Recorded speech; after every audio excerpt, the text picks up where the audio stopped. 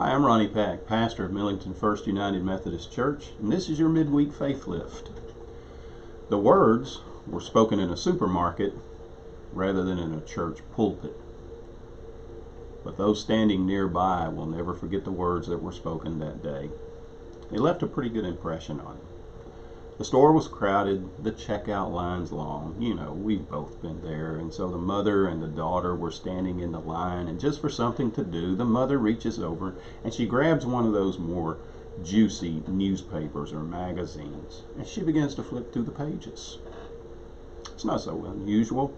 I'd say that the majority of us have done the very same thing. We're standing there in a long line. Next thing you know, we're looking at headlines. We pick up a magazine, we begin to thumb through it. And so the little girl looks up at her mom and she says, "Mama, do you really think that's honest?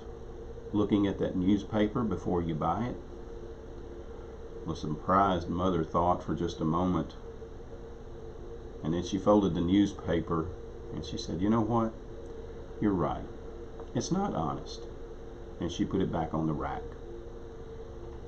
In a world filled with opportunities for much bigger dishonesties, really this seems like a rather small infraction, if you will, a minor item.